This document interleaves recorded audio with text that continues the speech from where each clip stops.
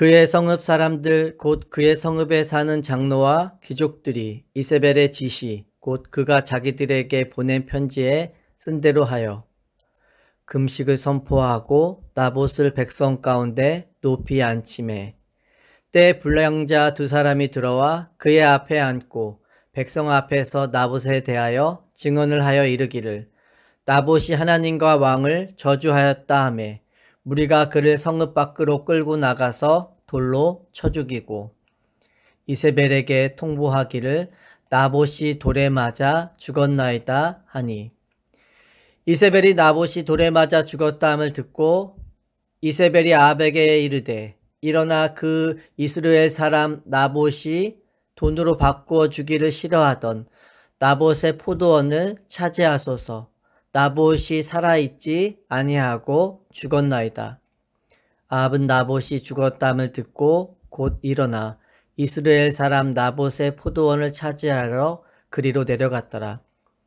여호와의 말씀이 디셋 사람 엘리야에게 임하여 이르시되 너는 일어나 내려가서 사마리아에 있는 이스라엘의 아합 왕을 만나라. 그가 나봇의 포도원을 차지하러 그리로 내려갔나니 너는 그에게 말하여 이르기를 여호와의 말씀이 내가 죽이고 또 빼앗았느냐고 하셨다 하고 또 그에게 이르기를 여호와의 말씀이 개들이 나봇의 피를 핥는 곳에서 개들이 내 피 곧 내 몸의 피도 핥으리라 하셨다 하라. 아합이 엘리야에게 이르되 내 대적자여 내가 나를 찾았느냐 대답하되 내가 찾았노라. 내가 내 자신을 팔아 여호와 보시기에 악을 행하였으므로 여호와의 말씀이 내가 재앙을 내게 내려 너를 쓸어버리되 내게 속한 남자는 이스라엘 가운데 매인 자나 노인자를 다 멸할 것이요 또 내 집이 느밧의 아들 여로보암의 집처럼 되게 하고 아히야의 아들 바하사의 집처럼 되게 하리니 이는 내가 나를 노하게 하고 이스라엘이 범죄하게 한 까닭이니라 하셨고 이세벨에 대하여도 여호와께서 말씀하여 이르시되 개들이 이스라엘 성읍 곁에서 이세벨을 먹을지라. 아합에게 속한 자로서 성읍에서 죽은 자는 개들이 먹고 들에서 죽은 자는 공중의 새가 먹으리라고 하셨느니라 하니 예로부터 아합과 같이 그 자신을 팔아 여호와 앞에서 악을 행한 자가 없음은 그의 아내 이세벨이 충동하였습니다. 그가 여호와께서 이스라엘 자손 앞에서 쫓아내신 아모리 사람의 모든 행함같이 우상에게 복종하여 심히 가증하게 행하였더라. 아합이 모든 말씀을 들을 때 그의 옷을 찢고 굵은 배로 몸을 동이고 금식하고 굵은 배에 누우며 또 풀이 죽어 다니더라. 여호와의 말씀이 디셉 사람 엘리야에게 임하여 이르시되 함께 읽겠습니다. 아합이 내 앞에서 겸비함을 내가 보느냐 그가 내 앞에서 겸비함으로 내가 재앙을 저의 시대에는 내리지 아니하고 그 아들의 시대에야 그의 집에 재앙을 내리리라 하셨더라. 아멘. 우리가 살면서 어떤 상황과 사건을 통해 내가 모순된 삶을 살아가고 있음을 깨닫게 되는 순간들이 있습니다. 자신이 원하는 것을 얻기 위해 정작 지키고 소유해야 할 것을 잃어버리게 됩니다.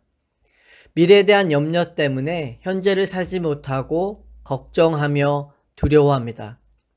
우리가 이렇게 모순된 삶을 살아가는 이유가 있다면 그것은 무엇일까요?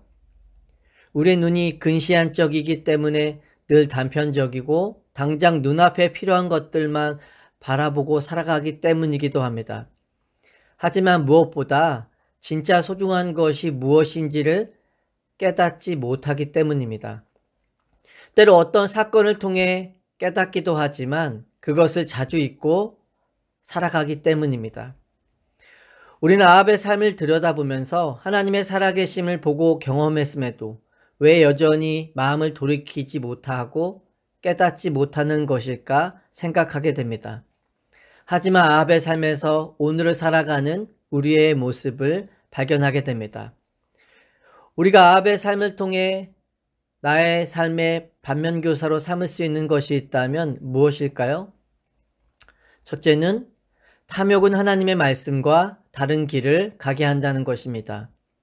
열왕기상 21장은 한 사람의 탐욕의 결과로 인해 어떠한 비극이 일어나는지를 잘 보여주는 장면입니다. 탐욕이 무엇인가요?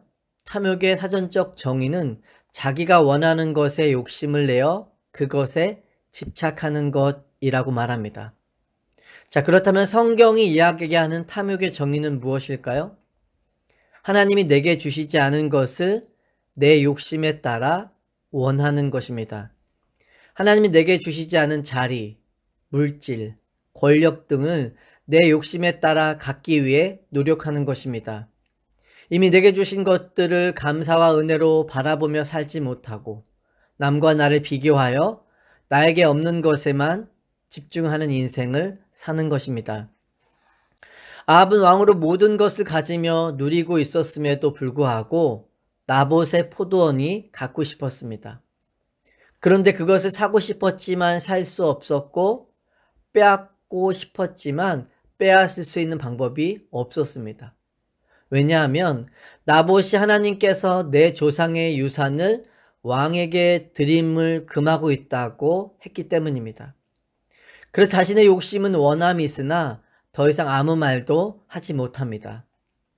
21장 4절에 보면 아합이 근심하고 답답하여 왕궁에 돌아와 침상에 누워 식사를 아니하니 라고 이야기하죠. 아합은 없는 것에만 집중하고 원함을 가지다 보니 정작 자신의 삶에 주어진 것들을 바라보지 못하며 답답한 인생을 살아가고 있습니다. 우리가 믿음의 여정을 간다고 하면서도 세상의 시각으로 바라보면 내 삶에는 여전히 채워지지 않은 것들로 가득하다는 것을 보게 되죠. 다른 사람에게는 주신 것이 내게 없다는 현실에서 서운함을 느낄 때도 있습니다. 그래서 우리는 나의 감사의 제목은 하나님이며 하나님의 자녀로 하나님과 함께 살아갈 수 있는 것임을 항상 기억할 수 있어야 합니다. 자, 답답해하며 근심해하고 있는 아합의 마음을 잘 알고 있는 이세벨은 왕에게 찾아와서 이야기합니다. 그녀의 말의 핵심은 당신이 이 나라를 다스리는 왕이다라고 이야기하죠. 이 말은 이 나라의 모든 것은 당신 것이고 당신은 그 모든 것을 가질 수 있다는 말입니다. 당신이 왕인데 뭐가 겁냐는 것이죠. 당신이 하기 싫으면 내가 하겠다라고 이야기합니다. 이스라엘의 왕은 하나님의 통치에 순종하는 대표자입니다. 그런데 이세벨은 하나님이 원하시는 왕의 기준이 아닌 다른 이방 나라들이 가지는 왕권에 대해 말하고 있는 것입니다. 16절에 보면 아합은 나봇이 죽었다함을 듣고 곧 일어나 이스라엘 사람 나봇의 포도원을 차지하러 그리로 내려갔다라고 말합니다. 개인의 탐욕에 의해 나아갔던 결과로 한 사람은 죽고 그가 죽자 자신의 원함에 따라 포도원을 취하게 됩니다. 야고보서 1장 15절에 보면 욕심이 잉태한 즉 죄를 낳고 죄가 장성한 즉 사망을 낳는다라고 말합니다. 내 본성의 원함과 욕심이 죄를 짓게 하고 그 결과로 인해 사망을 낳게 된 것입니다. 아합은 지금 개인의 욕심을 따라 개인의 방법으로 하나님의 뜻과는 아무런 상관없는 탐욕의 자리에 서 있는 것입니다. 사자는 먹이를 먹으면 며칠 동안 잠을 푹 잔다고 합니다. 배부르고 충분하기에 편히 자는 것입니다. 그러나 우리는 하나를 사냥하면 옆에 있는 것을 잡고 또 지나가는 것을 잡습니다. 누군가는 우리에게 냉장고가 있기 때문이라고 말하기도 합니다. 며칠이 지나고 두 달이 지나도 우리는 그것을 먹어야 하겠고 우리의 자손도 먹어야 하기에 잡고 또 잡아놓습니다. 우리의 욕망인 것입니다. 그 욕심과 욕망에 이끌려 살아가기에 우리는 늘 채워지지 않고 배고픕니다.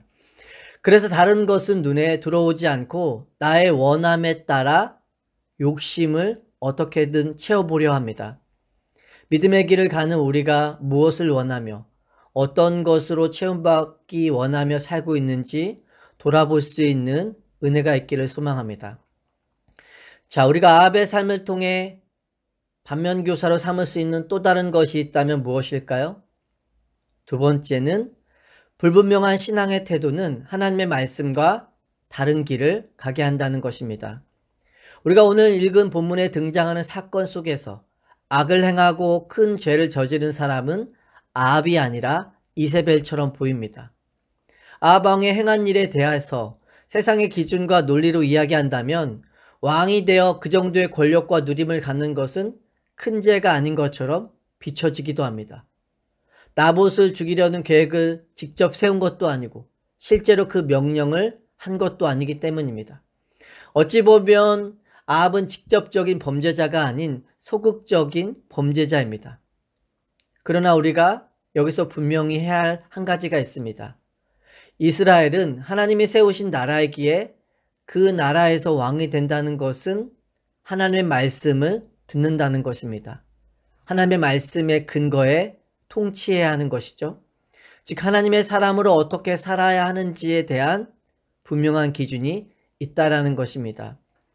아합이 자신의 죄의 본성이 원하는 대로 따른 결과에 대해 16절을 다시 보시면 아합은 나봇이 죽었다함을 듣고 곧 일어나 이스라엘 사람 나봇의 포도원을 차지하러 그리로 내려갔더라.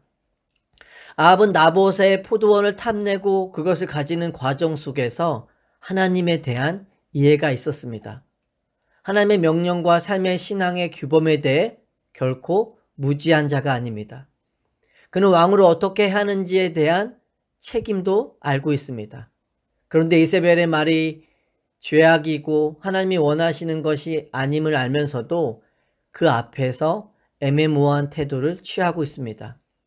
하나님이 싫어하시는 죄라는 것을 알면서도 그것을 정면으로 거부하지 않습니다. 죄를 향해 직접적으로 취하는 것 같지는 않으면서도 그 죄의 자리에 이세벨과 함께 하고 있는 것입니다. 마치 아담이 하와가 주는 선악과를 먹듯이 죄의 유혹 앞에 자연스럽게 합류하고 있는 것입니다. 자신은 나봇의 포도원을 가지고 싶었지만 그럴 수 없어서 답답해하며 돌아갔는데 이세벨의 악한 행위로 인해 나봇이 죽자 그것을 취한 것입니다. 내 손에 피를 묻히지 않았으니 괜찮은 것 같다고 생각하면서 원하는 것을 얻었으니 잘 되었다고 생각할 수도 있습니다. 여기에 아합의 문제가 있고 우리가 고민해 봐야 할 문제가 있습니다. 지금 무엇을 하든지 어디에 있든지 하나님 앞에 있다는 것을 놓치고 있는 것입니다. 내가 직접적으로 한 것이 아니니 괜찮은 것 같습니다. 다른 사람도 그렇게 하니 괜찮은 것 같고 큰 문제가 되지 않을 것 같은 안일한 마음이 있습니다. 현실의 삶에서는 자연스러운 것 같지만 말씀 안에서 바라볼 때는 결코 자연스럽지 않은 모습을 행하고 있는 것입니다. 우리가 하나님의 말씀이 아닌 현실과 세상의 기준이라는 틀 안에서 바라보면 모든 것을 마음대로 할 수 있습니다. 하나님이 말씀하신 것도 하나의 형식이 되어 상황과 환경에 따라 마음대로 바꾸고 원함을 따라 살아갈 수 있는 것입니다. 이것은 굉장히 합리적이고 현실적인 말인 것 같지만 믿음의 여정을 가는 우리의 경계 대상 1호입니다. 우리가 믿음의 길을 간다는 것은 내 생각과 세상의 생각대로 간다는 것이 아닙니다. 믿음의 길은 하나님의 말씀대로 가는 것입니다. 인간 중심적인 경험, 이성, 감정을 따라가는 것이 아닙니다. 날마다 주어진 삶의 자리에서 말씀을 붙잡고 말씀 앞에 분명한 신앙의 태도와 정체성으로 살아가는 것입니다. 하나님은 하나님 앞에 불분명한 신앙의 태도로 죄를 짓고 있는 아합의 삶에 찾아오셔서 경고와 심판에 대해 말씀하십니다. 그러자 아합은 회개하고 회개에 대한 결과로 우리가 쉽게 이해되어지지 않는 말씀이 주어집니다. 악의 대명사인 아합의 순간적인 돌이킴에도 그의 심판을 아들의 때로 연기하십니다. 아합의 아들 입장에서는 억울할 수 있는 문제입니다. 하지만 억울해하지 않을 수 있는 이유가 무엇인가요? 만약 그가 하나님 앞에서 겸비하여 말씀을 따라 살아가면 그의 삶에도 하나님의 은혜가 주어지기 때문입니다. 우리가 탐욕에 이끌려 잘못된 선택을 하고 다른 길로 가는 자들이 되지 않기를 바랍니다. 하나님을 믿는다 하면서도 모순된 삶을 살아가는 자들이 되지 않길 원합니다. 오늘도 말씀의 인도하심을 따라 살아가는 영적 분별과 결단이 삶 가운데 함께할 수 있기를 예수 그리스도의 이름으로 축원합니다.